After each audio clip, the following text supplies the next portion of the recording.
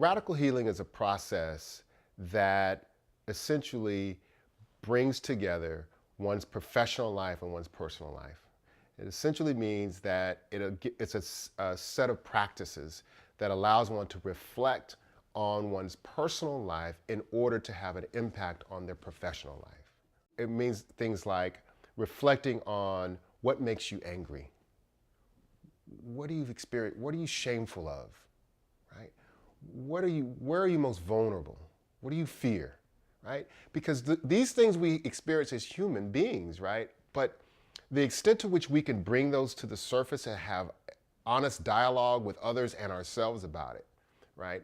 Those things, that ability to do that with clarity and transparency and power gives us greater power in our relationships. Let me give you a concrete example. Rudy actually did time in prison.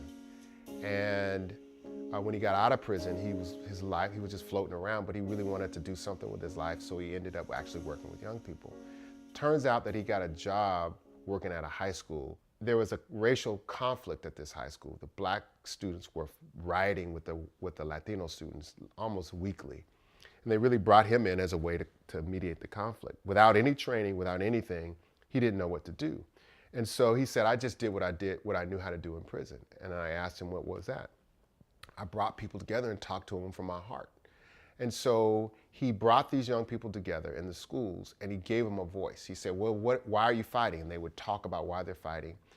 But what turns out is that they basically wanted some basic things at their school. We just want to play football. We just want to have time to play basketball together.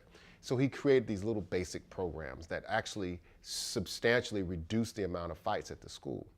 Later on, that turned into an entire organization. They actually have a youth center in San Francisco now.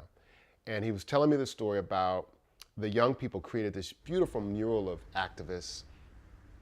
And he got a call one morning about 6 a.m.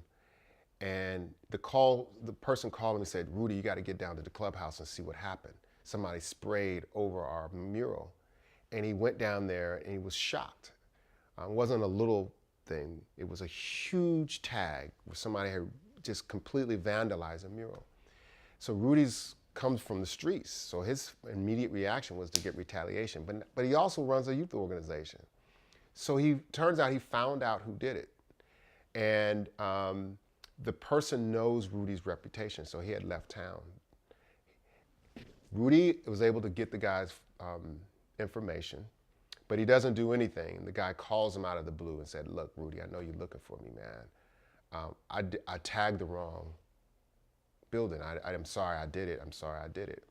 And Rudy said to him, he said, look, if you come to me directly to the house, directly to our clubhouse, I can guarantee you nothing will happen to you. But you got to come straight from the airport here. I can guarantee you nothing will happen. If you go elsewhere, something might happen. But if you come here, I can guarantee you nothing will happen. They arranged a time. The guy got off the airplane. He went straight to the clubhouse. Rudy was having a staff meeting, and there were also some young people there. He said, hey, I'm the guy that did the thing. Rudy said, I need you to have a seat. And so Rudy had studied, there was a video taken of the vandalism. And Rudy was like, he looked at it and the guy looked like he was drunk and high, knew something was going on. So as the guy sits in the staff meeting, he tells the guy to ask, why did you do this? And the guy was upset, he was crying, he said, I lost my father, all kinds of stuff happened. And then he said, I'm sorry, I tagged the wrong building.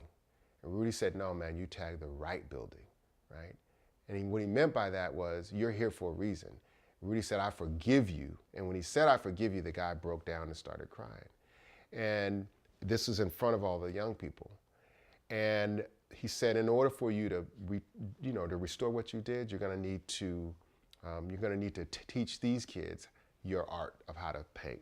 Right? So every Saturday, we're not going to charge you, but you're going to have to repay that. So the young people were able to witness Rudy's struggle, because Rudy wanted to get back at him, right? Rudy wanted to actually do something, harm him, but he didn't. He actually forgave him. And in that forgiveness, the young people were able to see a different path, a different way to deal with their conflicts, and a different way to restore themselves as human beings in a way that they hadn't seen before. For Rudy, it was just, he was struggling with whether or not he should do it, but he decided to forgive him and created another opportunity for this young man to restore his own life. The win is by lifting up our humanness, the messiness, the murkiness, all of that stuff that makes us human, by lifting that up and actually working through it in a really powerful way. It allows us to connect with other adults and with young people in, I think, different ways.